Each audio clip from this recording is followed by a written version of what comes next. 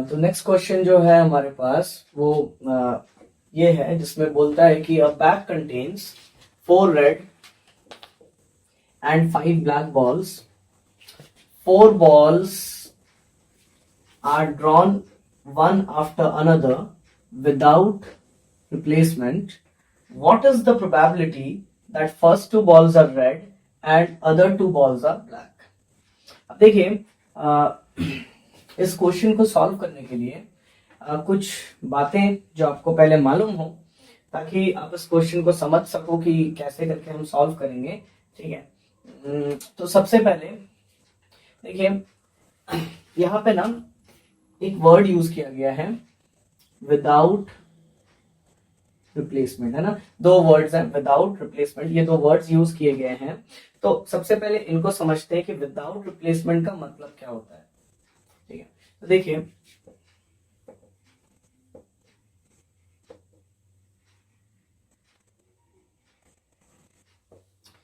जब भी मैं बोलता हूं विदाउट रिप्लेसमेंट, इसका मतलब होता है कि मैंने, है ना, चीजों को रिप्लेस नहीं किया। जैसे अगर मैं पर्टिकुलरली इस क्वेश्चन के रेस्पेक्ट में बातें करूं, तो देखिए यहाँ पे बोलता है कि, है ना, एक बैग है। ठीक है, बैग में सर्टेन नंबर ऑफ बॉल्स है ना, जैसे इसमें 4 रेड बॉल्स है ना, एंड 5 ब्लैक बॉल्स है, मतलब टोटल 9 बॉल्स हैं इस बैग में हमारे पास। एंड अब इसमें से क्या हो रहा है कि मैं 4 बॉल्स ड्रॉ कर रहा हूं वन आफ्टर अनदर, मतलब मैं एक के बाद एक इस बैग से, है ना, 4 बॉल्स इस तरीके से ड्रॉ कर रहा हूं। ठीक है, तो विदाउट रिप्लेसमेंट मैं इन बॉल्स को ड्रॉ कर रहा हूं, ऐसा बोला गया है। इसका मतलब होगा कि मैंने जो फर्स्ट बॉल निकाला होगा इस बैग से, है ना, निकालने के बाद मैंने उस बॉल को बाहर ही रखा है ना, बैग के अंदर मैंने वापस उसको नहीं डाल दिया। ठीक है, अच्छा, उसके बाद मैंने दूसरा बॉल निकाला है। ठीक है, तो जो दूसरा बॉल भी मैं निकालूंगा इस बैग से, वो भी देखिए विदाउट रिप्लेसमेंट ही हो रहा है। तो इसका मतलब है कि जो दूसरा बॉल भी निकला होगा इस बैग से, उसको भी मैंने बैग से निकाल के बाहर ही रखा है, मैंने बैग में वापस उस बॉल को नहीं डाला। Same goes for the third ball also, कि भाई मैंने तीसरा बॉल निकाला एंड मैंने उसको बाहर ही रख दिया, बैग के अंदर नहीं डाला। एंड फोर्थ बॉल के लिए भी वही बात है कि वो बॉल भी मैंने निकाला एंड मैंने उसको बैग के बाहर ही रखा, बैग के अंदर नहीं डाला। तो विदाउट रिप्लेसमेंट का सिंपल मीनिंग यही है कि आप कुछ भी चीज जैसे आप निकालोगे ना, निकालने के बाद आप उसको बाहर ही रख दोगे, अंदर रिफिल नहीं करोगे, है ना, वापस से आप बैग के अंदर नहीं डाल रहे हो। That is the meaning of without replacement. अब देखिए क्या है कि यहाँ पे जैसा क्वेश्चन दिया गया है ना, कि एक ही बैग था एंड एक बैग से मैंने एक के पीछे एक 4 बॉल्स निकाले, एंड ऐसे निकाले कि मैंने उन बॉल्स को निकालने के बाद तो रिप्लेस किया ही नहीं। ठीक है, अगर ये सिचुएशन है कि मेरे पास बैग भी एक है, 4 बॉल्स भी निकल रहा है, कि मैं बॉल्स को निकालने के बाद रिप्लेस भी नहीं कर रहा हूं, तो अगर मैं इन बॉल्स का निकालना इवेंट्स जैसा मान लूं कि भाई जो पहला बॉल निकला, let this be the first event, जो दूसरा बॉल निकला, let this be the second event, जो तीसरा बॉल निकला, let this be the third event, and जो चौथा बॉल निकला, let that be the fourth event. ठीक है, अगर मैं ऐसे इनको इवेंट्स जैसा मान लूं बॉल्स का निकलना, तो मैं बोलूंगा क्योंकि एक बॉल को निकाल के मैंने वापस नहीं डाला है, मैंने रिप्लेसमेंट नहीं किया है, एंड उसी सिचुएशन में मैंने दूसरे बॉल को निकाला है, फिर मैंने उसको निकाल के भी रिप्लेस नहीं किया है, एंड उसके बाद थर्ड बॉल के लिए भी वही, फोर्थ बॉल के लिए भी वही। तो यहाँ पे ये जो first, second, third and fourth जो मैंने मार्क किया है बॉल्स का निकालना, जिसको मैं इवेंट्स जैसा देख रहा हूं, तो ये इवेंट्स यहाँ पे इंडिपेंडेंट नहीं हो पाएंगे। ठीक है, इंडिपेंडेंट नहीं हो पाएंगे, मतलब ये जो इवेंट्स है यहाँ पे, बॉल्स का निकलना, फर्स्ट बॉल का निकलना, सेकंड बॉल का निकलना, थर्ड बॉल का निकलना, फोर्थ बॉल का निकलना, ये इवेंट्स हमारे डिपेंडेंट हो जाएंगे, है ना, डिपेंडेंट हो जाएंगे। डिपेंडेंट इसलिए हो रहे हैं देखिए, क्योंकि क्या हो रहा है ना कि मैं जो बॉल निकाल रहा हूं उसके बेसिस पे क्या हो रहा है कि दूसरे बॉल्स का चांस डिपेंड कर जा रहा है ना, दूसरा बॉल जो निकलेगा उसके चांस पे फर्क पड़ रहा है इस फर्स्ट इवेंट को कर लेने के बाद। जैसे कि मैंने एक बॉल निकाल दिया, तो स्टार्टिंग में जब मैंने इस बैग से बॉल्स को निकाला तो मैंने आउट ऑफ 9 बॉल्स निकाला उस बॉल को। पर जब मैंने पहला बॉल निकाल के बाहर ही रख दिया, वापस उस बैग में नहीं डाला, तो जो दूसरा बॉल निकल रहा है ना, ये जो सेकंड बॉल निकलेगा वो आउट ऑफ 8 बॉल्स ही निकलेगा, क्योंकि पहला बॉल निकाल के तो मैंने बैग में डाला ही नहीं था। ठीक है। अच्छा, अगेन जो सेकंड बॉल निकल जाएगा, फिर मैंने उसको भी वापस नहीं डाला, तो अब बैग में 7 बॉल्स ही बचेंगे। ठीक है। तो जो तीसरा बॉल निकलेगा ना, वो आउट ऑफ 7 बॉल्स निकलेगा। ठीक है। एंड जब तीसरा बॉल भी निकाल के आप बैग में नहीं डाल रहे हो वापस, तो आपके पास 6 बॉल्स ही बचेंगे इस बैग में। एंड जो चौथा बॉल निकलेगा ना, वो आउट ऑफ 6 बॉल्स आप निकालोगे।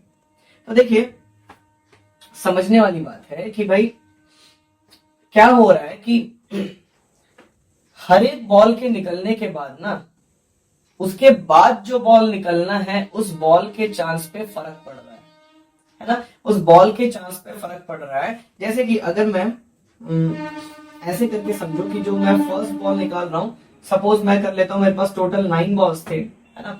मैं बोलता हूं कि मुझे फर्स्ट एक रेड बॉल निकालना है, सपोज मैं ऐसे बोलता हूं, तो आप बोलिएगा कि भाई रेड बॉल्स अगर निकालना है तो आउट ऑफ 9 हम रेड बॉल्स को निकालेंगे, है ना। आउट ऑफ 9 हम रेड बॉल्स को निकालेंगे, यानी कि मैं सैंपल स्पेस तो मेरा 9 है, टोटल केसेस तो मेरे 9 होंगे, है ना। तो इन 9 केसेस में फेवरेबल केसेस जो होंगे मेरे लिए, वो तो रेड के लिए होंगे, क्योंकि मैं क्या बोल रहा हूं, मुझे एक रेड बॉल निकालना है। तो देखिए, मेरे पास टोटल 4 रेड बॉल्स हैं इस बैग में, तो वो चारों के चारों केसेस मेरे लिए फेवरेबल हो जाएंगे out of 9 cases. Total 9 balls थे, यानी कि 9 केसेस।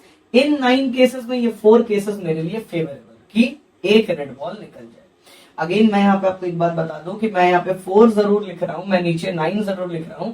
इसका मतलब ये नहीं है कि मैं 4 बॉल निकाल ले रहा हूं, ऐसा नहीं है। मैं आउट ऑफ 9 4 बॉल निकाल ले रहा हूं, ऐसा मतलब इसका नहीं है, है ना। 4 लिखने का मतलब है कि भाई मैं फेवरेबल चांस बता रहा हूं कि मेरे लिए फेवरेबल चांसेस क्या होगा एक रेड बॉल को निकालने का, है ना। इन 9 में से एक रेड बॉल निकल जाए, उसके फेवरेबल चांसेस के रिस्पेक्ट में मैं यहाँ पे बोल रहा हूं। तो फेवरेबल मेरे लिए 4 चांसेस है ना, कि ऐसे 4 चांसेस होंगे कि मुझे रेड बॉल मिल जाएगा। पर ये जो मैं 4/9 लिख रहा हूं, this is just for 1 red ball and not for 4 red balls. ये समझना इंपॉर्टेंट है। ठीक है। अच्छा, अब मैं अगर दूसरा बॉल भी रेड निकालना चाहता हूं, जैसा कि यहाँ पे इस क्वेश्चन में बोला हुआ है, उसके हिसाब से, है ना, उसने बोला है कि फर्स्ट 2 बॉल्स आर रेड, कि पहला 2 बॉल जो हो वो रेड हो। तो जैसे क्वेश्चन ने बोला है कि भाई पहला बॉल तो चलो रेड निकला, दूसरा बॉल भी अब रेड निकले।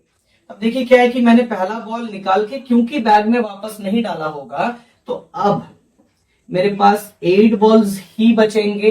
एंड अब देखिए, रेड बॉल्स इनिशियली मेरे पास 4 थे ना, एंड एक रेड बॉल, अब मुझे मालूम है कि एक रेड बॉल निकल गया, तो ऑब्वियसली 4 रेड बॉल्स नहीं रहेंगे, अब 3 ही रेड बॉल्स रह जाएंगे। तो टोटल बॉल्स पे भी असर पड़ा एंड रेड बॉल्स के काउंट पे भी असर पड़ गया बैग में, है ना। अब देखिए क्या है, जो दूसरा बॉल निकलेगा वो इस इन्फ्लुएंस के बाद निकलेगा कि भाई एक बॉल निकलने के बाद बैग में अब 8 ही बॉल बचे एंड रेड बॉल्स मेरे पास 3 ही बचे, ब्लैक बॉल्स मेरे पास 5 बचे। तो ये जो इन्फ्लुएंस हो गया पहले बॉल के निकलने के बाद, इस इन्फ्लुएंस के बाद ही मैं सेकंड बॉल को ड्रॉ करूंगा।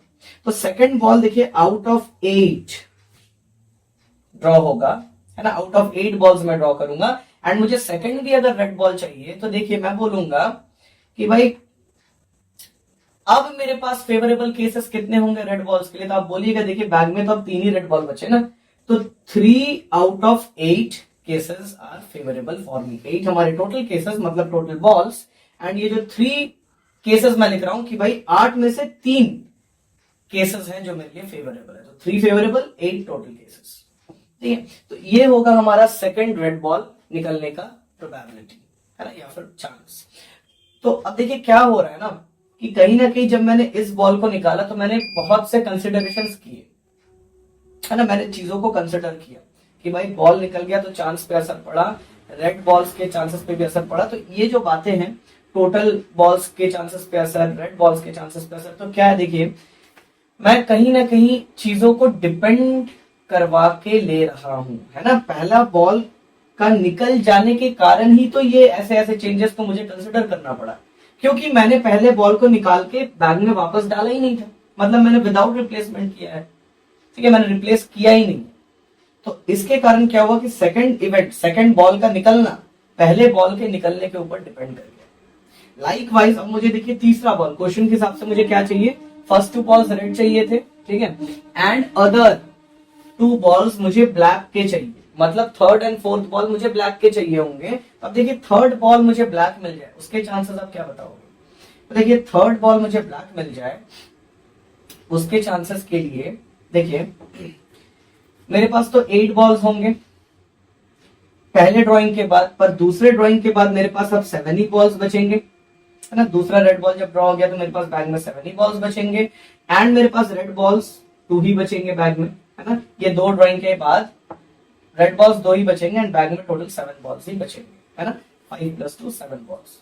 अब देखिए तीसरा ड्राइंग जब आप करोगे तो आउट ऑफ 7 बॉल्स आप ड्रॉ करोगे, है ना। तीसरा बॉल जब आप इस बैग से निकालोगे तो आउट ऑफ 7 बॉल्स आप निकालोगे, एंड अब आपको क्या निकालना है, ब्लैक बॉल निकालना है ना। उसने बोला फर्स्ट 2 बॉल्स आर रेड, तो ये हो गया, and other 2 balls are black, other 2 balls are black मतलब तीसरा एंड चौथा बॉल मुझे ब्लैक के चाहिए। तो तीसरा बॉल मुझे ब्लैक का मिल जाए तो देखिए टोटल बॉल्स तो 7 है मेरे पास बैग में, और इसमें फेवरेबल जो केसेस होंगे मेरे लिए वो 5 केसेस फेवरेबल होंगे। तो मैं बोलूंगा 5 out of 7 cases are favourable, है ना। तो मैं बोलूंगा कि प्रोबेबिलिटी कि मुझे तीसरा बॉल, है ना, ब्लैक मिल जाए विल बी 5/7, ठीक है। अगेन देखिए मैं 5/7 लिख रहा हूं, इसका मतलब ये नहीं है कि मैं 5 ब्लैक बॉल्स निकाल ले रहा हूं, ऐसा मतलब नहीं है। इसका मतलब है कि भाई मैं एक ब्लैक बॉल निकलने का चांस बता रहा हूं, ठीक है। 5 केसेस हैं जो मेरे लिए फेवरेबल है, मेरे लिए फेवरेबल है यानी कि ब्लैक बॉल निकालने के रेस्पेक्ट में फेवरेबल है। इसका मतलब एकदम भी ये नहीं होगा कि मैं 5-5 ब्लैक बॉल्स निकाल ले रहा हूं, ठीक है।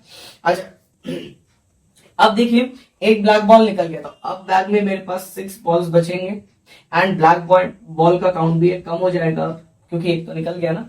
अब देखिए क्या होगा, बैग में फोर्थ बॉल जब मैं बैग से निकालना चाहूं तो आउट ऑफ 6 बॉल्स अब मैं निकालूंगा, ठीक है। आउट ऑफ 6 बॉल्स अब मैं निकालूंगा, तो आउट ऑफ 6 बॉल्स कितने ऐसे केसेस होंगे जो मेरे लिए फेवरेबल होंगे मेरे लिए, यानी कि मैं आखिरी बॉल भी क्या है कि मैं ब्लैक ही निकालना चाह रहा हूं। तो देखिए ब्लैक बॉल निकालने के रेस्पेक्ट में कितने केसेस फेवरेबल, तो आप बोलिएगा टोटल 6 बॉल्स है ब्लैक बैग में, एंड इन 6 बॉल्स में 4 ऐसे बॉल्स हैं जो ब्लैक के हैं, मतलब 4 ऐसे केसेस हैं जो फेवरेबल हैं आउट ऑफ दीज 6 केसेस। तो मैं बोलूंगा 4/6। अगेन यहाँ पे 4/6 मतलब एक ही ब्लैक बॉल निकलने का चांस, ठीक है। 4 ब्लैक बॉल निकलने का चांस एकदम भी नहीं है, ठीक है।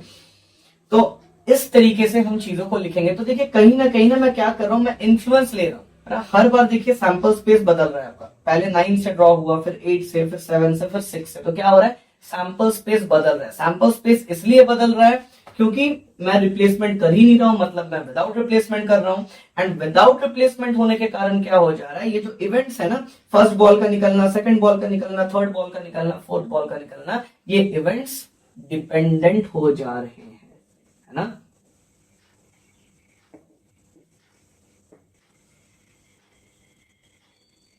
इवेंट्स जो हैं हमारे डिपेंडेंट हो जा रहे हैं, है ना। तो काइंड ऑफ आप ऐसे समझ सकते हो कि विदाउट रिप्लेसमेंट अगर होगा एंड एक ही बैग के रेस्पेक्ट में बातें की जाएंगी तो इवेंट्स हमारे डिपेंडेंट हो जाएंगे, है ना। जब विदाउट रिप्लेसमेंट वर्ड यूज्ड होगा, है ना, एंड एक ही बैग से मैं चीजों को निकालूंगा तो इवेंट्स कहीं ना कहीं हमारे डिपेंडेंट हो जाएंगे, ठीक है। अच्छा यही एक सिचुएशन में वही मैं विदाउट रिप्लेसमेंट के रेस्पेक्ट में ही आपको बता रहा हूं। देखिए मैं अगर बोलता हूं, ठीक है, छोटा एग्जांपल कुछ लेते हैं, वही विदाउट रिप्लेसमेंट ही चल रहा है, वही आपका बैग है जिसमें आपके पास 4 रेड बॉल्स हैं एंड 5 ब्लैक बॉल्स हैं, यानी कि टोटल 9 बॉल्स हैं आपके पास बैग में। मैं बोलता हूं कि मुझे 2 ही बॉल्स ड्रॉ करने हैं, है ना, एक रेड बॉल, मैं फर्स्ट बॉल जो निकालूंगा वो रेड होगा, ठीक है, एंड जो मैं दूसरा बॉल निकालूंगा वो ब्लैक होगा। तो अब देखिए मैं क्या करूंगा, है ना, मैं दूसरा बॉल इस बैग से नहीं निकाल के, है ना, मैं एक और बैग यहाँ पे बनाऊंगा, है ना। मैं ऐसे सिचुएशन मान ले रहा हूं, एक दूसरा सिचुएशन मैं ले रहा हूं, बस आपको ये विदाउट रिप्लेसमेंट का जो लॉजिक है वो समझाने के लिए मैं एक और सिचुएशन ले रहा हूँ कि चलो ये एक बैग तो था हमारे पास, अब सिचुएशन में क्या हो रहा है कि एक और बैग आ जा रहा है ना, सीन में एक और बैग आ जा रहा है, इसमें कुछ नंबर ऑफ बॉल्स हम लोग ले लेते हैं, जैसे 3 red balls and 8 black balls आप कर लो, ठीक है। तो टोटल 11 बॉल्स हैं इस बैग में, सपोज ऐसे मैं बोलता हूं, ठीक है। अब मैं बोल रहा हूं कि देखो वही विदाउट रिप्लेसमेंट आप करोगे कि भाई आप बैग से बॉल निकालोगे एंड फिर आप बैग में बॉल को वापस नहीं डालोगे, ठीक है। तो फर्स्ट बैग से let this be the first bag, ठीक है, and let this be the second bag, ठीक है। मैं फर्स्ट बैग से एक रेड बॉल निकालना चाह रहा हूं एंड सेकंड बैग से मैं एक ब्लैक बॉल निकालना चाह रहा हूं, ठीक है। एंड यहां पे देखिए मैं विदाउट रिप्लेसमेंट ही कर रहा हूं, ठीक है। मैंने बैग से बॉल निकाला और मैंने उस बॉल को बैग में नहीं डाला, है ना। यहां पर भी मैंने बैग से बॉल निकाला एंड मैंने उस बॉल को बैग में वापस नहीं डाला। मैं एक ऐसा सिचुएशन ले रहा हूं। देखिए यहां पे क्या है ना, यहां पे जो इवेंट्स हैं हमारे वो इंडिपेंडेंट होंगे, डिपेंडेंट नहीं हो पाएंगे।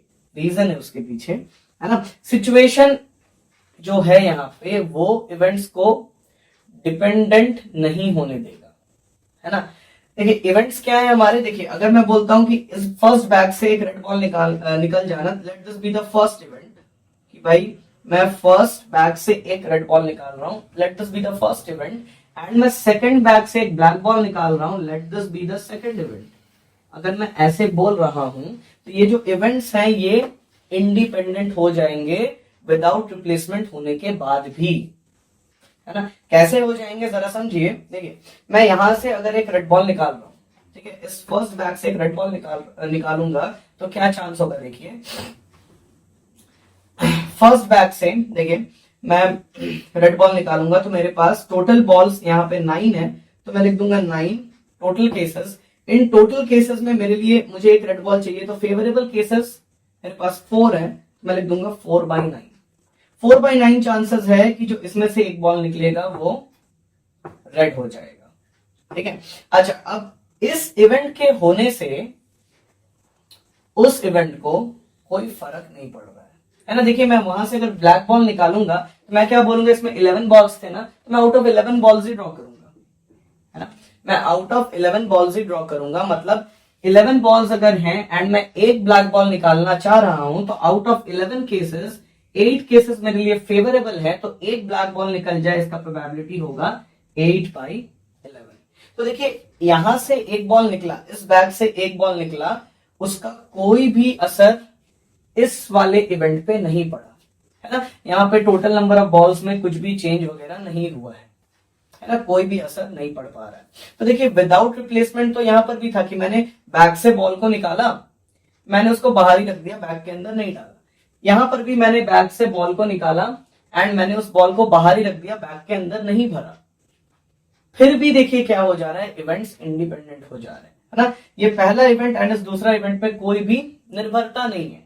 अब भाई ये हो रहा है, इसके होने के कारण उसके चांसेस पे कोई असर नहीं पड़ रहा है। पर प्रीवियस एग्जांपल में जब मेरे पास एक ही बैग था एंड वहीं से एक के पीछे एक 4 बॉल्स ड्रॉ हो रहे थे, वहां पे विदाउट रिप्लेसमेंट के केस में क्या हो जा रहा था कि इवेंट्स जो है हमारे डिपेंडेंट हो जा रहे थे, मतलब एक इवेंट के होने या ना होने से बाकी इवेंट्स को फर्क पड़ रहा था। किसी भी एक इवेंट के होने या ना होने से बाकी इवेंट को फर्क पड़ रहा था। पर यहाँ पे क्या है, इवेंट किसी भी एक इवेंट के होने या नहीं होने से किसी दूसरे इवेंट को फर्क नहीं पड़ रहा है ना। मैं यहां से ब्लैक बॉल निकाल रहा हूं, इसका कोई भी लेना देना नहीं होगा कि मैं यहां से रेड बॉल निकालूंगा, उसके मतलब रेड बॉल निकलने के चांसेस पे कोई असर नहीं पड़ेगा। या फिर मैं यहां से एक रेड बॉल निकाल रहा हूं, इसके निकलने के बाद वहां से ब्लैक बॉल निकलने के चांसेस पे कोई असर नहीं पड़ेगा, ठीक है। तो यहां पे विदाउट रिप्लेसमेंट होने के बाद भी इवेंट्स विल बी इंडिपेंडेंट, ठीक है। तो ये थोड़ा सा है ना, ताकि आपको क्लियर रहे कि मैं क्या बातें कर रहा हूं, है ना। विदाउट रिप्लेसमेंट कई बार ऐसे होता है ना कि मैं विदाउट रिप्लेसमेंट तो चलिए पढ़ ले रहा हूं, तो एक कंसेप्ट सा बन जाता है कि चलो भाई विदाउट रिप्लेसमेंट है मतलब हाँ डिपेंडेंट हो जाएगा। ऐसा नहीं है, सिचुएशन भी डिपेंड कराएगा, है ना, कि इंडिपेंडेंट होगा या डिपेंडेंट होगा? तो यहाँ पे देखिए विदाउट रिप्लेसमेंट तो था पर इंडिपेंडेंट, पर पीछे जो एक्चुअल क्वेश्चन उसके रिस्पेक्ट में विदाउट रिप्लेसमेंट इवेंट्स को डिपेंडेंट करा देगा। तो यही बातें हैं कि आपको पता हो, है ना, हम लोग जो यहाँ पे लिख रहे हैं चीजों को, है ना, ये बातें आपको पता हो, ठीक है। अच्छा, इसी के साथ ना एक और वर्ड भी आता है, विदाउट के जगह पे ना विथ रिप्लेसमेंट कई बार बोल देता है, ठीक है। देखिए विथ रिप्लेसमेंट अगर बोलेगा, देखिए क्या है, विदाउट के जगह पे अगर विथ रिप्लेसमेंट बोलेगा, अगर मैं अपना ओरिजिनल सिचुएशन को कंसिडरेशन में ले लूं कि भाई 4 red balls and 5 black balls, ये जो ओरिजिनल सिचुएशन है, एंड यहां से मैं 4 बॉल्स एक के बाद एक ड्रॉ कर रहा हूं, तो क्या है, देखिए first event, second event, third event and fourth event, है ना, फर्स्ट सेकंड थर्ड फोर्थ, ये जो बॉल्स निकल रहे हैं उनको मैं इवेंट्स जैसा अगर मान ले रहा हूं, तो देखिए क्या है, यहाँ पे फर्स्ट इवेंट के हो जाने के बाद, है ना, मान लेते हैं मैंने फर्स्ट इवेंट में मुझे एक रेड बॉल चाहिए, मुझे एक रेड बॉल फर्स्ट ड्राइंग में चाहिए, ठीक है। तो मैं इस बैग से एक रेड बॉल निकाल ले रहा हूं, टोटल 9 बॉल्स है मेरे पास, ठीक है। मैं इस बैग से एक रेड बॉल निकाल ले रहा हूं, मैं क्या लिखूंगा, क्या चांस होगा एक रेड बॉल निकाल लेने का इस बैग से? तो आप बोलिएगा कि भाई टोटल बॉल्स तो 9 है एंड फेवरेबल मेरे पास 4 केसेस, तो 4/9, ऐसे ही बोलिएगा, है ना, कि भाई 9 बॉल्स में 4 बॉल्स ऐसे होंगे जो रेड होंगे, तो वो फेवरेबल होगा कि फर्स्ट बॉल मुझे रेड मिले। अब देखिए बॉल निकाल लेने के बाद मैंने क्या बोला, विथ रिप्लेसमेंट। विथ रिप्लेसमेंट मतलब ये जो पहला बॉल निकला ना, मैं उसको वापस क्या कर रहा हूं, बैग में डाल भी ले रहा हूं। ऐसा नहीं हो रहा है कि भाई मैंने बैग से बॉल को निकाला, उसके कलर को देखा एंड मैंने उसको बाहर ही रख दिया, ऐसे नहीं हो रहा है। अब क्या हो रहा है कि भाई मैं बैग से जो बॉल निकाल रहा हूं, मैं कलर को देख रहा हूं, मैं वापस उसको बैग में डाल भी दे रहा हूं। सिचुएशन ये बन गया विथ रिप्लेसमेंट जब मैं बोल रहा हूं। ऐसा होने पे देखिए क्या होगा, जो नेक्स्ट ड्रॉइंग आप कीजिएगा ना, उसमें क्या होगा कि अगेन बैग में 9 बॉल्स ही रहेंगे, है ना, बैग में मेरे पास 9 बॉल्स ही रह जाएंगे। एंड देखिए रेड बॉल्स भी उतने ही रह जाएंगे, दो मैंने पहले ड्राइंग में एक रेड बॉल निकाला था, पर क्योंकि मैंने उस रेड बॉल को वापस डाल दिया ना बैग के अंदर, तो मेरे पास 4 रेड बॉल्स ही रह जाएंगे अगेन बैग में, and total number of balls भी मेरे पास 9 ही रह जाएगा बैग में। तो जो दूसरा ड्राइंग होगा, इसमें अगर मैं अब आपसे वापस पूछूं कि एक रेड बॉल निकले, इसके चांस आप बताओ, तो आप वापस बोलोगे दिस इज 4/9 ओनली, 4/9 ओनली। मतलब क्या होगा, है ना, टोटल 9 बॉल्स, उसमें से 4 फेवरेबल होंगे। तो क्या हो जा रहा है, देखिए दूसरे इवेंट को पहले इवेंट से कोई फर्क ही नहीं पड़ा। क्यों नहीं पड़ा?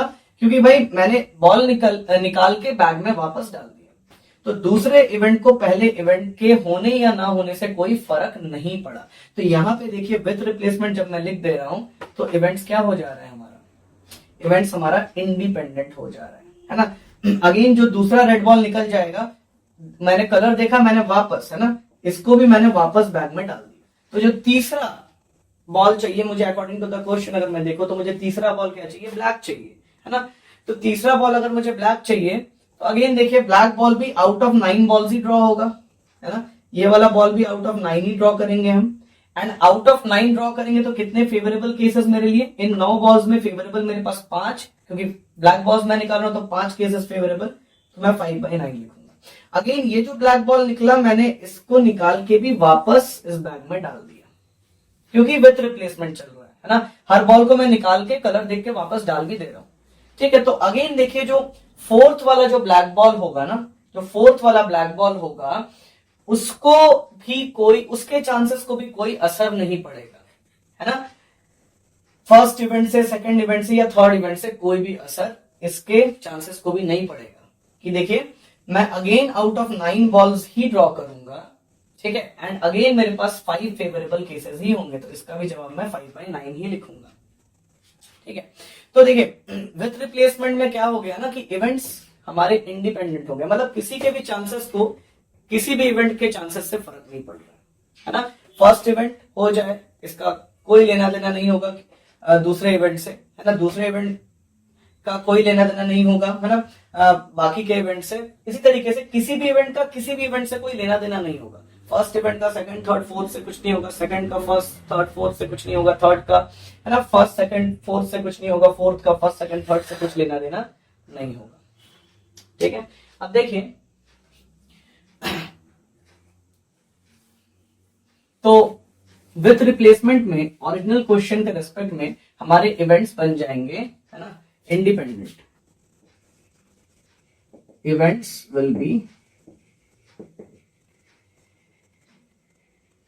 इंडिपेंडेंट। एंड हम लोग जो दूसरा एग्जांपल भी ले रहे थे, जब दो बैग्स आ जाएंगे, है ना, दो बैग्स के रेस्पेक्ट में भी सपोज उसमें 4 red balls and 5 black balls, इसमें 3 red balls and 8 black balls, है ना, यहाँ पे 9 बॉल्स, यहाँ पे 11 बॉल्स। यहाँ पे देखिए आप, यहाँ पर अगर मैं यहाँ से एक रेड बॉल निकालना चाहता हूं, let this be the first event, and मैं यहाँ से एक ब्लैक बॉल निकालना चाहता हूं, let this be the second event. तो देखिए मैं क्या बोलूंगा, विथ रिप्लेसमेंट की अगर मैं बात कर रहा हूं अभी, देखिए विथ रिप्लेसमेंट में क्या है कि इस बैग से बॉल मैंने निकाला रेड एंड मैंने वापस डाल भी दिया, ठीक है। अच्छा, इसमें भी क्या है, मैंने ब्लैक बॉल निकाला एंड मैंने वापस डाल भी दिया। तो देखिए फर्स्ट इवेंट को सेकंड इवेंट से ऐसे भी कोई फर्क नहीं पड़ रहा था जब विदाउट रिप्लेसमेंट हो रहा था, एंड विथ रिप्लेसमेंट में अगेन कोई फर्क नहीं पड़ेगा। क्यों? क्योंकि भाई बॉल आप निकाल रहे हो, वापस डाल दे रहे हो, एंड दूसरा जो बॉल निकाल रहे हो तो आप दूसरा ही बैग से निकाल रहे हो।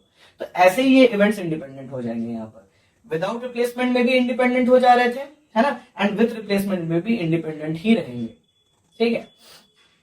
तो देखिए ये सिचुएशन था। हाँ, दो बैग्स के रेस्पेक्ट में भी इवेंट्स जो हैं डिपेंडेंट हो सकते थे अगर हम लोग मल्टीपल ड्रॉइंग्स एक ही बैग से करते तो, है ना, इन दोनों बैग से, है ना, इससे भी हम मल्टीपल बॉल्स निकालते, इससे भी हम मल्टीपल बॉल्स निकालते, एंड हम सिचुएशन लिखते विदाउट रिप्लेसमेंट, तब डिपेंडेंट होते इवेंट्स। पर अभी देखिए अभी तो वैसा सिचुएशन नहीं है, ना ही हमारे पास दो बैग्स हैं। तो जो हमारा ओरिजिनल क्वेश्चन था उसके हिसाब से हमने चीजों को समझा कि चलो भाई विदाउट रिप्लेसमेंट बोल रहा है, मतलब हमारा प्रेजेंट क्वेश्चन में विदाउट रिप्लेसमेंट का मतलब इवेंट्स तो चलो डिपेंडेंट हो जा रहे हैं, ठीक है, ये हमने समझा। अब देखिए इसके बाद बोल रहा है what is the probability that first 2 balls are red and other 2 balls are black. तो देखिए ये तो चलो विदाउट रिप्लेसमेंट विद रिप्लेसमेंट का कंसेप्ट था। इसके बाद जो मुझे इस क्वेश्चन को सॉल्व करने के लिए जिस कंसेप्ट का पता होना जरूरी है, दैट इज कॉम्बिनेशन। अब देखिए कॉम्बिनेशन मतलब जो परम्यूटेशंस एंड कॉम्बिनेशंस चैप्टर जब हम लोग पढ़ते हैं वो वाला कॉम्बिनेशन, ठीक है। अच्छा, वाई कॉम्बिनेशन, देखिए रीजन है कि मैं जब बैग से बॉल्स निकालूंगा, है ना, जब मैं बैग से बॉल्स निकालूंगा तो ना मेरे पास चॉइस होगा, क्योंकि देखिए मेरे पास ना बैग में, अगर मैं ये बैग है मेरे पास बैग में 4 रेड बॉल्स हैं एंड मेरे पास 5 ब्लैक बॉल्स हैं, ना, टोटल मेरे पास 9 बॉल्स है, ठीक है। इस बैग से, है ना, मुझे क्या करना है, मुझे 2 रेड बॉल्स निकालने हैं एंड मुझे 2 ब्लैक बॉल्स निकालने हैं एज पर द क्वेश्चन, ठीक है। तो देखिए 2 रेड बॉल्स कौन कौन से निकलेंगे, मेरे पास तो 4 है, ठीक है, मेरे पास तो 4 रेड बॉल्स हैं, मुझे 2 रेड बॉल्स निकालना है। तो देखिए 2 रेड बॉल्स कौन कौन से निकलेंगे, मेरे पास हमेशा एक चॉइस होगा कि मैं 4 में से कोई भी 2 रेड बॉल निकाल लूं, ठीक है। एंड कभी भी मेरे पास इस तरीके से चॉइस अवेलेबल होता है, ठीक है, तो मैं कॉम्बिनेशन यूज कर सकता हूं, ठीक है, मैं कॉम्बिनेशन का कंसेप्ट यूज कर सकता हूं, ठीक है। Now what is combination. तो देखिए कॉम्बिनेशन का जो मीनिंग होता है सिलेक्शन और चॉइस, ठीक है, सिलेक्शन और चॉइस। कभी भी मेरे पास सिलेक्शन या तो चॉइस अवेलेबल होगा तो मैं कॉम्बिनेशन को यूज करूंगा। तो इसका है ना, देखिए बहुत डेप्थ में तो नहीं, पर एक बेसिक अंडरस्टैंडिंग आपको हो कि भाई कॉम्बिनेशन का क्या मीनिंग है। तो देखिए हम लोग कह देते हैं कि कॉम्बिनेशन में, है ना, order is not important, order is not important. Order is not important मतलब देखिए मैं आपको समझाता हूं। सपोज एक क्लास है, ठीक है, उसमें मान लेते हैं बहुत से स्टूडेंट्स हैं, तो कोई स्टूडेंट है ए, कोई स्टूडेंट है बी, कोई स्टूडेंट है सी, ऐसे करके और भी स्टूडेंट्स होंगे क्लास में। तो देखिए टीचर क्या करता है ना, टीचर इनको बुलाता है, सपोज टीचर इन स्टूडेंट्स को बुलाता है। तो अब देखिए टीचर ऐसे बुला सकता है कि भाई ए बी एंड सी इधर आओ, ऐसे बोल सकता है। या फिर ना टीचर ऐसे कर सकता था कि भाई बी को पहले बुलाता, फिर ए को बुलाता एंड फिर सी को बुलाता, ठीक है। या फिर टीचर क्या कर सकता था, पहले सी को फिर ए को एंड देन बी को बुलाता। अब देखिए समझने वाली बात है कि टीचर कैसे भी इनको बुलाए, है ना, पहले ए को बुलाए, पहले बी को बुलाए, या पहले सी को बुलाए, या कैसे भी करके इनको बुलाए, है ना, हर बार वही 3 लोग जा रहे हैं, हर बार वही 3 लोग टीचर के पास जा रहे हैं, है ना। तो अगर मैं देखूं कि मेरा टास्क क्या था कि टीचर को 3 लोगों को बुलाना अगर टास्क था, तो देखिए यहां पे क्या हो रहा है, ऑर्डर बदलने से देखिए चीजों का ऑर्डर बदल रहा है। अगर मैं देखिए पहले ए को बुला रहा था टीचर, अभी क्या कर रहा है टीचर, सेकंड में पहले बी को बुला ले रहा है, देन ए को, देन सी को, एंड थर्ड में क्या कर रहा है, पहले सी को बुला ले रहा है। तो देखिए ऑर्डर बदल रहा है बुलाने का, है ना। पहले ए को बुला रहा था, फिर सेकंड ऑप्शन था कि टीचर बी को पहले बुला ले, थर्ड ऑप्शन था कि टीचर सी को पहले बुला ले, है ना। फिर इस तरीके से क्या हो रहा है कि चीजों का ऑर्डर बदल रहा है, फर्स्ट ए बी सी है, सेकंड बी ए सी है, थर्ड सी ए बी है। तो देखिए ऑर्डर बदलने से मीनिंग में चेंज नहीं आ रहा है, नो चेंज इन मीनिंग।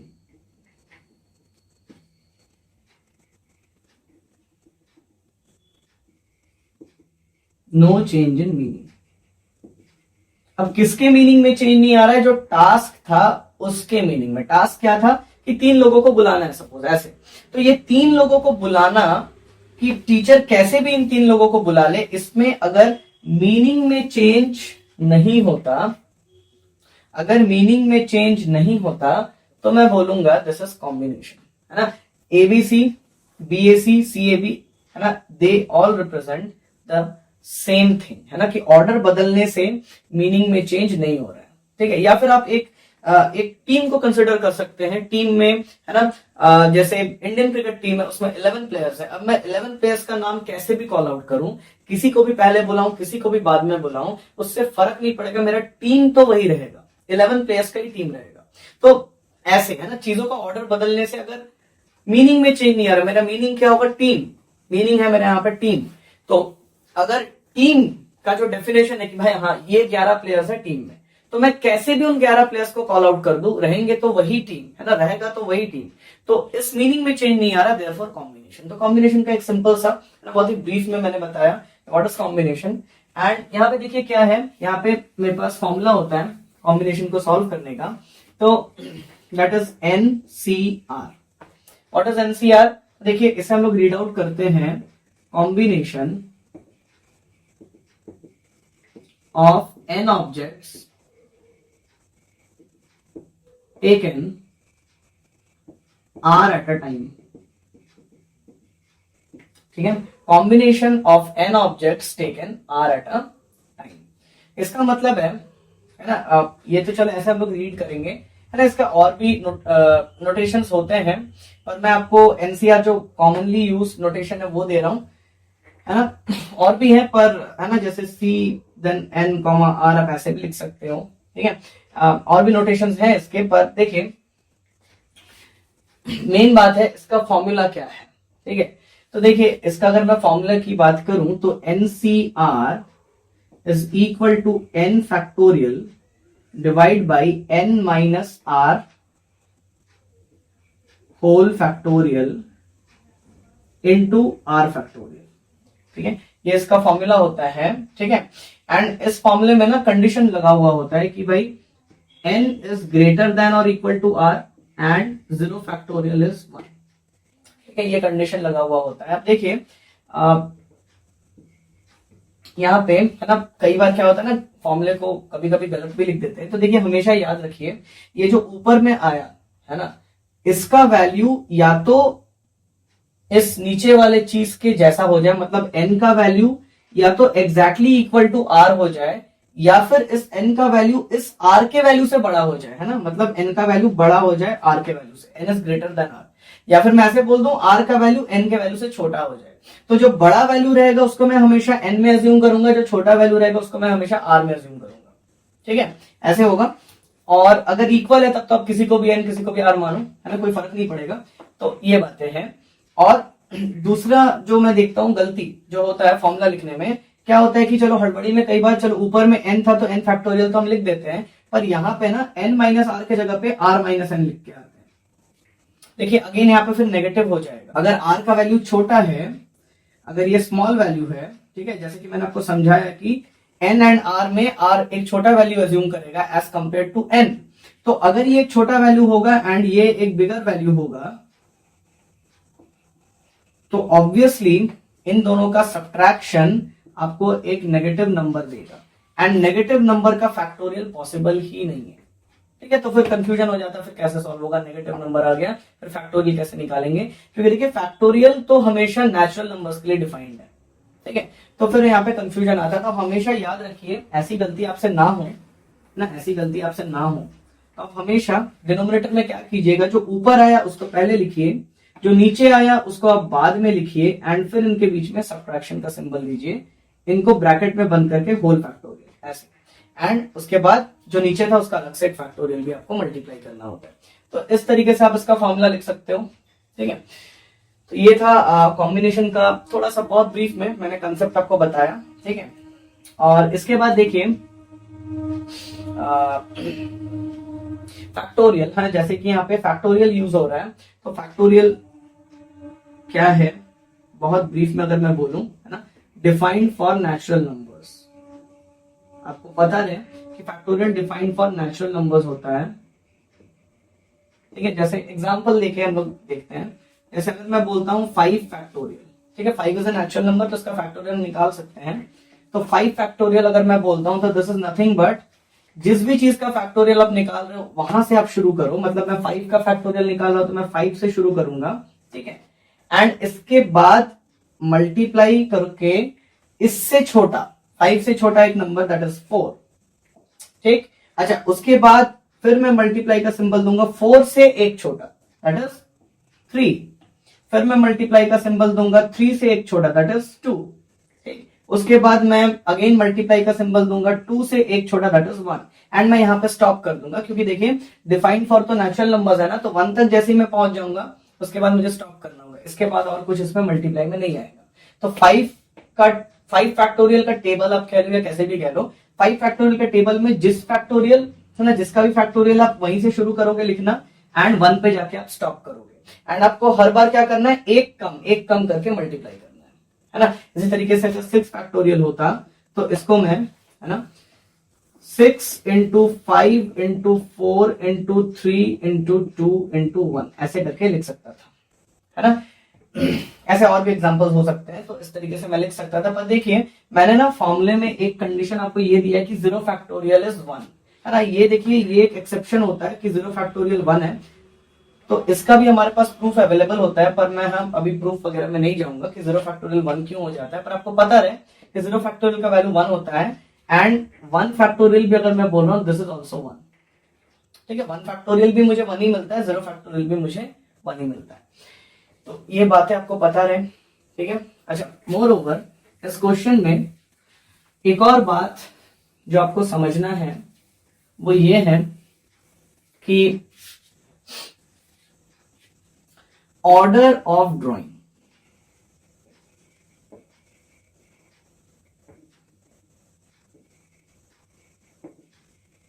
ठीक है, ऑर्डर ऑफ ड्राइंग का मतलब क्या है ना, कि आपको क्वेश्चन बता रहा है कि आपको कौन से बार में क्या ड्राइंग करना है। जैसे उसने यहाँ पे बहुत ही क्लियरली बोला कि फाइंड द प्रोबेबिलिटी, या फिर what is the probability that first 2 balls are red. मतलब पहला जो 2 बॉल आप निकालोगे ना इस बैग से, फर्स्ट 2 बॉल्स, मतलब पहला बॉल भी रेड होगा, दूसरा बॉल भी रेड होगा।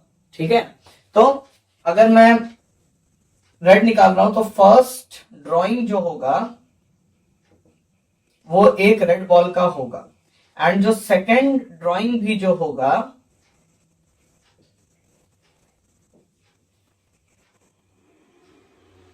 वो भी एक रेड बॉल का होगा।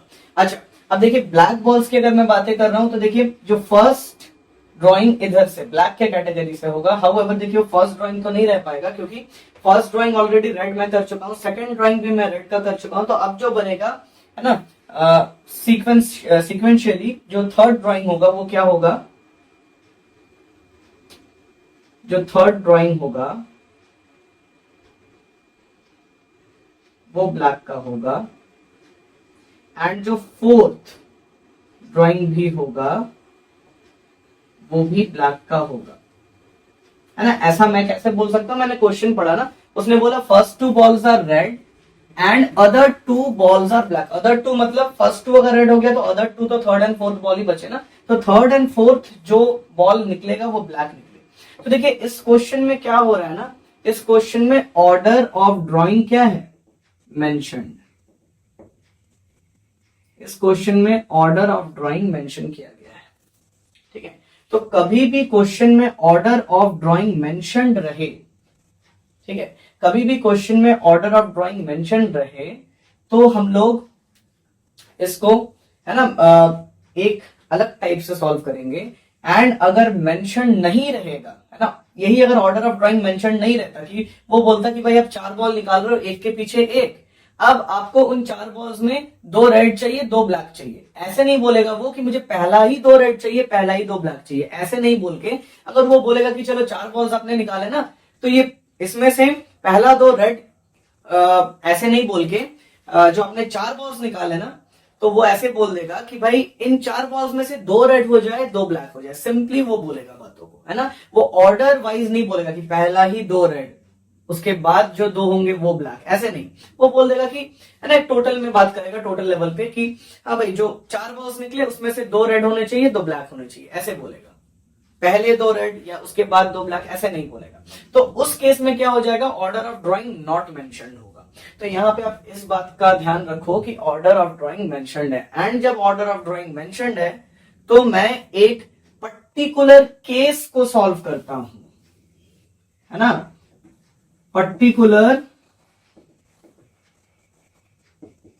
केस को मैं सॉल्व करूंगा, ठीक है। और वो पर्टिकुलर केस हमारा क्या होगा यहाँ पे कि भाई पहला बॉल रेड निकले, दूसरा बॉल भी रेड निकले, तीसरा बॉल ब्लैक निकले एंड चौथा बॉल ब्लैक निकले। This is that particular case जिसको मैं यहाँ पे सॉल्व करूंगा, क्योंकि ऑर्डर ऑफ ड्राइंग मेंशन था। अगर यही ऑर्डर ऑफ ड्राइंग मेंशन नहीं होता तो मैं ऑल पॉसिबल केसेस को सॉल्व करके जवाब बताता, है ना। अगर यही ऑर्डर ऑफ ड्राइंग मेंशन नहीं रहता तो मैं ऑल पॉसिबल केसेस को सॉल्व करके आंसर बताता। वो क्वेश्चन जब आएगा मैं उस पर भी बातें करूंगा डिटेल में, पर अभी देखिए ऑर्डर ऑफ ड्राइंग तो मेंशन है तो मैं सिर्फ इस पर्टिकुलर केस को सॉल्व करके आंसर बता दूंगा, ठीक है। तो देखिए हम कैसे करके सॉल्व कर सकते हैं इस क्वेश्चन को।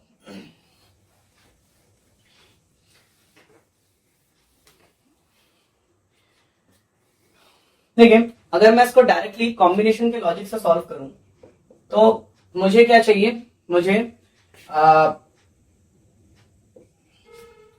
बोला what is the probability that first 2 balls are red and other 2 balls are black. तो मुझे चाहिए probability that first 2 balls are red and other 2 balls are black. मुझे यही प्रोबेबिलिटी निकालने के लिए बोल रहा है, तो मैं कॉम्बिनेशन के लॉजिक से बड़ा इजीली इसको सॉल्व कर सकता हूं। मैं लिखूंगा इक्वल टू, है ना, उधर ज्यादा जगह नहीं है तो मैं इधर लिख लेता हूं, ठीक है। इसके बाद इक्वल टू आप यहीं पे डालोगे, पर मैं यहां पे लिख ले रहा हूं इक्वल टू। मैं क्या लिखूंगा, देखिए कि मुझे, मेरे पास जो बैग है ना, मेरे पास जो बैग है उसमें 4 red balls and 5 black balls हैं, टोटल 9 बॉल्स है मेरे पास। अब देखिए मुझे इसमें से ना, इसमें से मुझे 2 बॉल्स जो है वो रेड के चाहिए, 2 बॉल्स जो है वो मुझे रेड के चाहिए। अब क्योंकि मैंने आपको यहां पे समझाया कि मुझे एक पर्टिकुलर केस को सॉल्व करना है ना, क्योंकि मैंने आपको समझाया कि मुझे यहाँ पे एक पर्टिकुलर केस को सॉल्व करना है, तो अगर मैं इसको ऐसे लिख दूं ना कि भाई मुझे चलो 4 में से ना मुझे 2 रेड बॉल्स चाहिए, तो मैं अगर इसको ऐसे लिख दूं 4C2, है ना, मुझे 4 में से 2 रेड बॉल्स चाहिए, मेरे पास चॉइस है, ठीक है, 4C2 मैं लिख दूंगा। फिर मैं लिखूंगा कि भाई मुझे 5 में से 2 ब्लैक बॉल्स चाहिए, तो मैं 5C2 लिख दूंगा। एंड फिर मैं बोलूंगा कि भाई ये दोनों इवेंट्स डिपेंड कर रहे हैं एक दूसरे पे पूरा होने के लिए, है ना, कि भाई सिर्फ मैं रेड बॉल्स निकाल लूं तो काम पूरा नहीं होगा, या फिर सिर्फ मैं ब्लैक बॉल्स निकाल लूं तो काम पूरा नहीं होगा। तो भाई फंडामेंटल प्रिंसिपल ऑफ काउंटिंग ये प्रिंसिपल होता है कि कभी भी इवेंट्स डिपेंडेंट हो तो हम उन्हें मल्टीप्लाई करते हैं। अगर मैं ऐसे बोलूंगा ओवरऑल मैं टोटल में से मतलब टोटल 9 बॉल्स थे तो 9 में से मैं 4 बॉल्स निकाल रहा हूं, है ना, 2 रेड के एंड 2 ब्लैक के। अगर मैं ऐसे करके आंसर को दे दूं तो ये गलत हो जाएगा, ठीक है, क्योंकि ये वो वाला क्वेश्चन हो जाएगा जहां पे उसने, है ना, ऑर्डर मेंशन नहीं किया होगा, ये उस क्वेश्चन का आंसर हो जाएगा, ठीक है। हम लोग जब वो क्वेश्चन आएगा उस पर बताएंगे कि क्यों ये वहां पे अगर हम लोग ये आंसर लिखते हैं तो क्यों सही होता है, यहाँ पे अगर हम लोग लिख रहे हैं तो क्यों गलत हो रहा है। इसको हम लोग अभी इसके सॉल्यूशन को अभी हम लोग ज्यादा डेप्थ में नहीं जाएंगे कि हाँ भाई ये जो हम लोग लिख रहे हैं सॉल्यूशन ये गलत क्यों हो रहा है, ये नहीं देखेंगे, रादर हम लोग ये देखेंगे कि सॉल्यूशन करेक्ट हम लोग कैसे निकाल सकते हैं।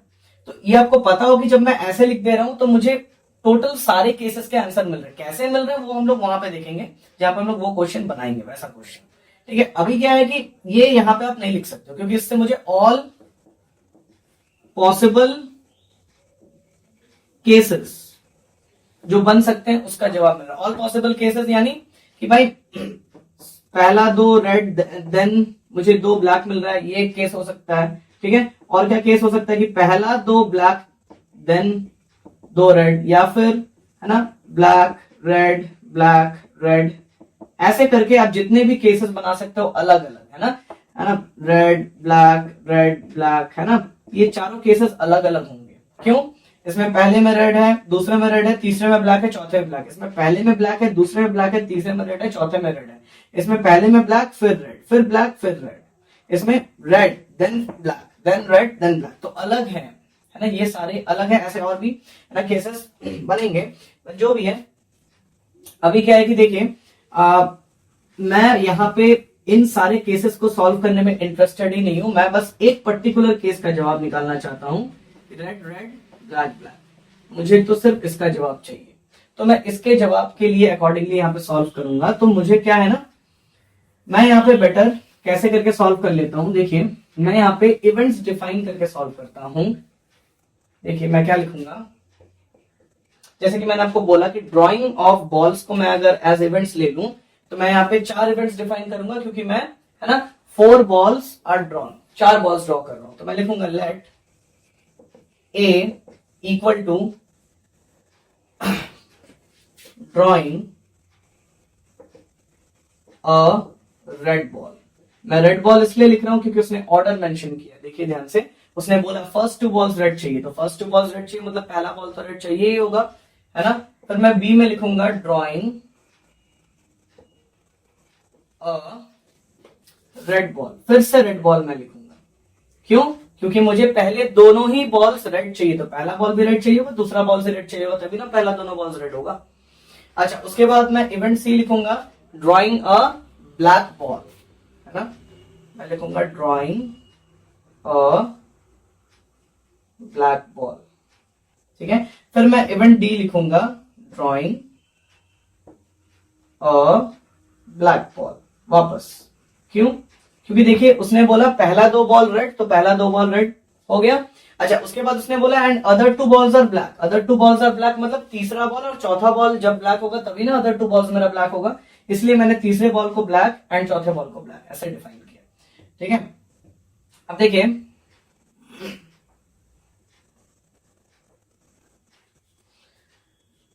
अब आप अगर चाहते तो इवेंट्स को, है ना, और भी इलेबोरेटेड मैनर में लिख सकते थे कि ड्रॉइंग अ रेड बॉल नहीं लिख के ना first ball drawn is red, है ना, फिर बी में second ball drawn is red, third में third ball drawn is black, ऐसे करके आप लिख सकते थे। अगर आप बोलोगे तो मैं वैसे भी, है ना, लिख दूंगा, क्योंकि आपको फिर पता रहे, है ना, कि मैं किस ड्रॉइंग का पर्टिकुलरली बात कर रहा हूँ, ठीक है। तो वैसे ही लिख देते हैं, चलो, ताकि इंफॉर्मेशन समझने में आपको दिक्कत ना हो। ऐसे लिख देता हूं मैं, first ball drawn is red, ठीक है। फिर मैं लिखता हूं second ball drawn is red, फिर मैं लिखता हूं third ball drawn is black, and then मैं लिखता हूं fourth ball drawn is black, है ना, ऐसे मैं लिखता हूं ताकि आपको पता रहे कि first drawing, second drawing, third drawing, fourth drawing, ऐसा आपको पता रहे। अब देखिए मुझे क्या निकालना है यहाँ पे, वो बोलता है what is the probability that first two balls are red and other two balls are black? पहला दो बॉल्स रेड चाहिए एंड देखिए एंड वर्ड यूज किया गया है एंड अदर टू बॉल्स मुझे ब्लैक चाहिए। इसका मतलब है देखिए मैं स्टेटमेंट को अगर ऐसे लिखूं probability that first two balls are red and other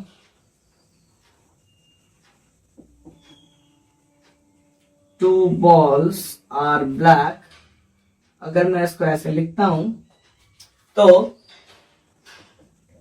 इसको अगर मैं इंटरप्रेट करूं थोड़ा सा कि जो प्रोबेबिलिटी पूछ रहा है इसको अगर मैं इंटरप्रेट करूं तो कैसे होगा देखिए first two balls are red, first two balls मुझे रेड तभी मिलेगा जब मुझे first ball drawn is red मिले एंड मुझे second ball drawn is red भी मिले। मतलब ये ए इवेंट एंड ये बी इवेंट मुझे इकट्ठे चाहिए होंगे जब मुझे फर्स्ट टू बॉल्स रेड चाहिए होंगे। ठीक है, तो ए इवेंट का होना एंड बी इवेंट का होना इकट्ठा मुझे चाहिए एंड मैं ऐसे बोलूंगा कि फर्स्ट इवेंट है ना first ball is red and second ball is red, तभी first two balls are red होगा, है ना। तो मैं इस बात को कैसे लिखूंगा कि भाई फर्स्ट टू बॉल्स रेड होने के लिए मुझे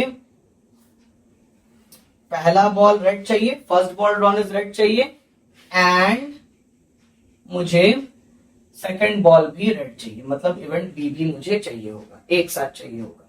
अच्छा ये तो है, ठीक है। अच्छा उसके बाद देखिए एंड वर्ड है तो मैं एंड वर्ड को कॉपी करता हूं, ठीक है।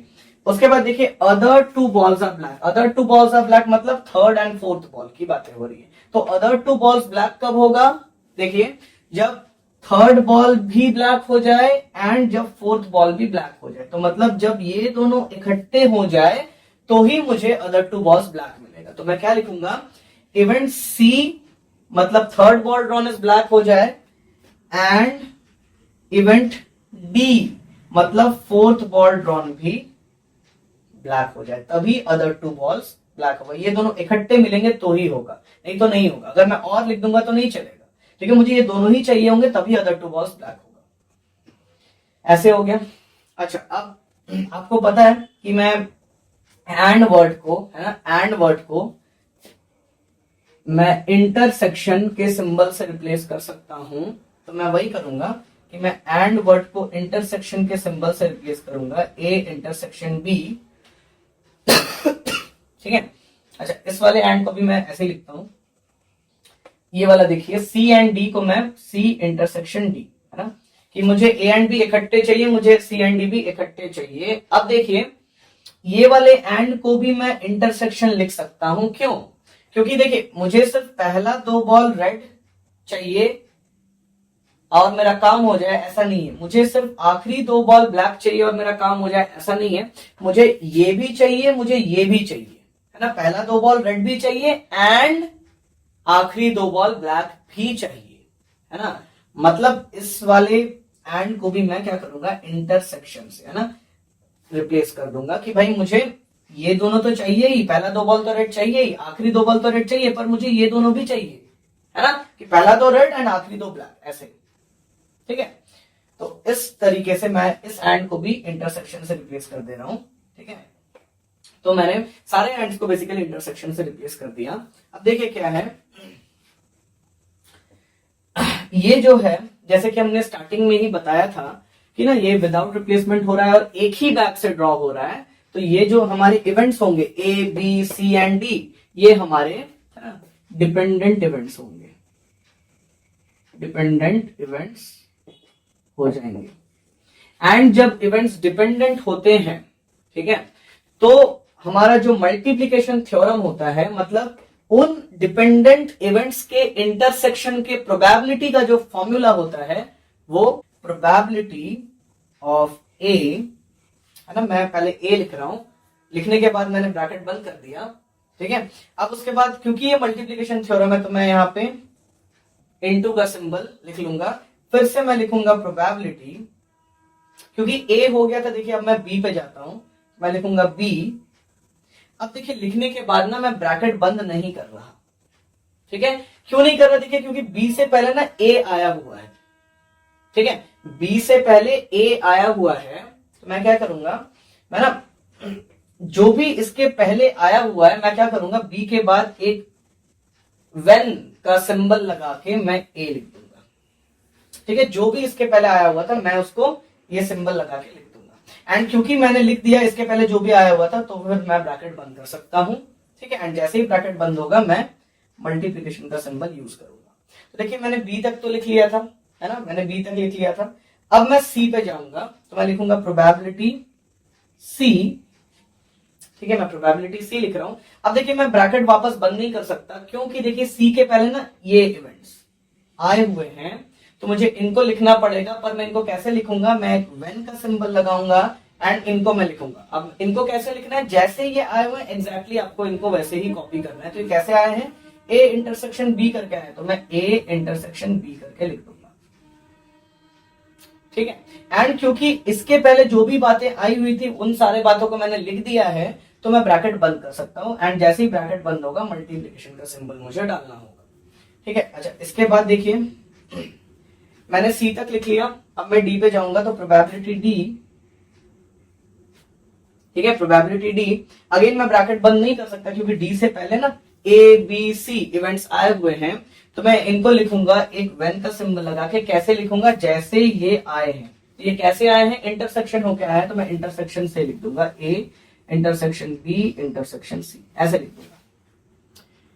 ऐसे लिखने के बाद अब देखिए और तो कुछ बचा नहीं, मैंने डी तक लिख दिया, अब और कुछ बचा नहीं। तो this will be the multiplication theorem, है ना, फॉर 4 डिपेंडेंट इवेंट्स।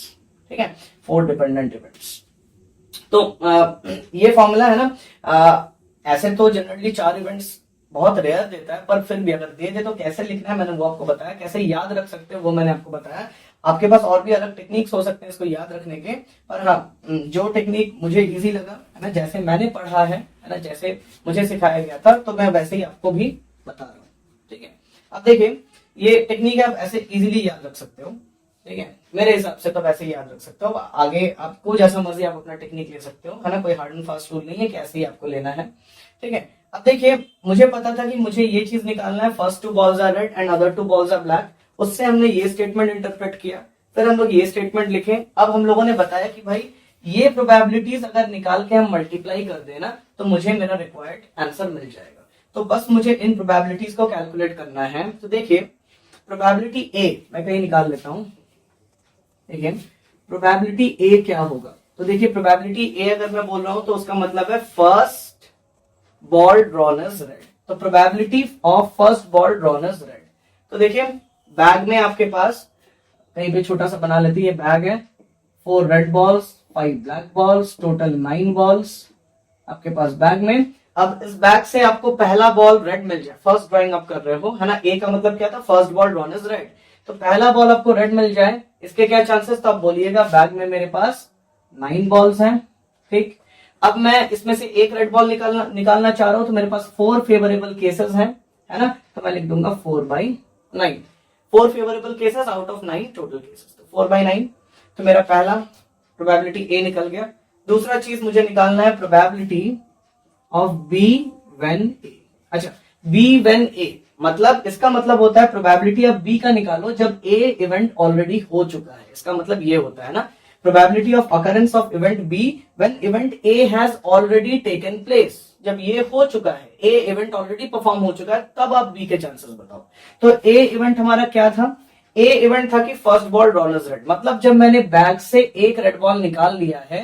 अब आप बताइए प्रोबेबिलिटी बी इवेंट का, बी इवेंट क्या, सेकंड बॉल आपको रेड मिले, जब पहला रेड ऑलरेडी मिल चुका है, तब आपको बताना है कि आपको दूसरा रेड निकालने का क्या चांस है बैग से। तो आप बोलिएगा कि अब जो मेरे पास जो बैग है ना वो क्या हो गया, आप बोलिएगा कि अब मेरे पास बैग में 3 रेड बॉल्स ही बचे एंड 5 ब्लैक बॉल्स ही बचे, यानी कि मेरे पास टोटल 8 बॉल्स ही बचे, है ना। अब इन 8 बॉल्स में से मेरे को अगर एक रेड निकालना है, तो इन 8 में 3 मेरे पास फेवरेबल केसेस होंगे। तो out of 8 total cases 3 favourable cases for drawing another red ball, है ना। अनदर मतलब एक ही रेड बॉल है, सेकंड था इसलिए मैंने अनदर बोला, तो ड्रॉइंग अ रेड बॉल, ऐसे आप बोलिएगा। ठीक है, तो ये हो गया प्रोबेबिलिटी बी व्हेन ए हमने निकाल लिया। तीसरा मुझे निकालना है probability C when A intersection B. इसको हम लोग कैसे पढ़ेंगे, इसको हम लोग ऐसे पढ़ेंगे कि probability of drawing third ball black, है ना, probability that third ball drawn is black when first and second ball drawn are red, है ना, probability of third ball drawn is black when first ball drawn is red and second ball drawn is red. मतलब जब 2 red balls निकल चुके हैं bag से, तब आप बताइए कि तीसरा बॉल जो आपका निकलेगा बैग से वो ब्लैक हो जाए, उसके चांसेस आप बताइए। तो देखिए मैं वापस से यहाँ पे, मेरे पास अब 2 ही रेड बॉल्स बचेंगे एंड देखिए ब्लैक बॉल्स तो एज इट इज रहेगा एंड मेरे पास टोटल नंबर ऑफ बॉल्स हो जाएगा 7। ठीक है, तो आउट ऑफ 7 बॉल्स मेरे को एक ब्लैक बॉल निकालना है, तो मैं बोलूंगा आउट ऑफ 7 बॉल्स मेरे फेवरेबल केसेस है 5, क्योंकि देखिए बैग में 5 ब्लैक बॉल्स रहेंगे, क्योंकि ब्लैक बॉल्स को हमने अभी तक टच नहीं किया था, तो जितने इनिशियली ब्लैक बॉल्स थे उतने ही रहेंगे। तो आउट ऑफ 7 हो जाएगा, बस टोटल जो है बॉल्स उसका खाली काउंट चेंज हुआ है। 7 टोटल बॉल्स से मेरे को एक ब्लैक बॉल अगर निकालना है तो 7 केसेस में 5 केसेस, मतलब 5 ऐसे बॉल्स होंगे जो फेवरेबल होंगे मेरे लिए, है ना, फेवरेबल केसेस। तो 5 आउट ऑफ 7 मैं लिखूंगा। ठीक है, अच्छा जब मैंने ये बॉल निकाल लिया, ये एक ब्लैक बॉल निकल गया, तो अब बैग में मेरे पास 6 बॉल्स ही बचेगा एंड ब्लैक बॉल्स का काउंट एक कम हो जाएगा, ये 4 हो जाएगा, है ना। अब देखिए मुझे एक और प्रोबेबिलिटी निकालना था, probability of D when A intersection B intersection C. अब देखिए इसका मतलब है probability of fourth ball drawn is black, है ना, probability of fourth ball drawn is black when first ball drawn is red and second ball drawn is red and third ball drawn is black। जब ये हो चुका तब आप बताइए कि चौथा बॉल आपका ब्लैक निकले, तो हम इसे कैसे निकालेंगे। तो देखिए हमारे पास अब बैग में 6 ही बॉल्स बचे, तो मैं टोटल 6 लिख दूंगा।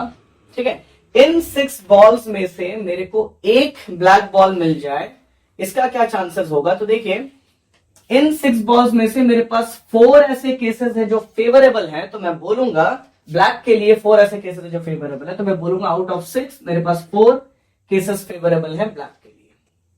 ठीक है, तो ये भी हमने निकाल लिया, है ना। अब बस मुझे इनको, है ना, इन प्रोबेबिलिटीज को यहाँ पे पुट करना है एंड उन्हें सिंप्लीफाई करना है, हमें हमारा आंसर मिल जाएगा। तो प्रोबेबिलिटी ए मैंने निकाला 4/9, देन मल्टीप्लाई प्रोबेबिलिटी बी मैंने हमने निकाला 3/8, then probability C when A and B has already happened मैंने निकाला 5 out of 7, है ना, 5/7 and probability D when A and B and C has already happened मैंने निकाला 4/6। मुझे बस इनको सॉल्व करना है, मुझे मेरा आंसर मिल जाएगा। तो देखिए इन्हें मैं सॉल्व करता हूं, 4 1s 4 2s, ठीक है, 2 1s 2 2s, then 2 1s 2 3s 3 and 3 gets cancelled। तो मेरे पास क्या बचेगा, देखिए न्यूमरेटर में यहाँ पे 1 बच गया, यहाँ पर भी 1 हो गया, यहाँ पे 5 बचा, ठीक है, यहाँ पर भी 1 हो गया, तो सिर्फ न्यूमरेटर में 5 ही बच पाया। डिनोमिनेटर में देखिए हमारे पास क्या बचा, यहाँ पे 9 बच गया, यहाँ पे 1 बचा, यहाँ पे 7 बच गया एंड यहाँ पर भी 1 बच गया, तो 9 into 7 ही डिनोमिनेटर में बचा एंड न्यूमरेटर में मेरे पास 5 ही बचा। इसको बस मैं सॉल्व कर लेता हूं, दिस इज 5/9 7s 63। तो मुझे, है ना, ये जो केस था, पर्टिकुलर केस कि भाई पहला मुझे रेड मिले, दूसरा भी मुझे रेड मिले, तीसरा मुझे ब्लैक मिले एंड चौथा भी मुझे ब्लैक मिले, इस पर्टिकुलर केस टेस्ट, क्योंकि ऑर्डर ऑफ ड्राइंग है ये, पहला रेड, दूसरा रेड, तीसरा ब्लैक, चौथा ब्लैक, ये ऑर्डर ऑफ ड्राइंग के रेस्पेक्ट में इस पर्टिकुलर केस का आंसर मैंने 5 out of 63 निकाल लिया। आई होप आपको समझ में आया होगा कि मैंने किस तरीके से इस क्वेश्चन को सॉल्व किया है ना। अब हम लोग इसके बाद ना एक पर्टिकुलर केस के लिए नहीं सॉल्व करके, है ना, ऑल पॉसिबल केसेस का सोल्यूशन भी इसका समझेंगे। Thank you very much.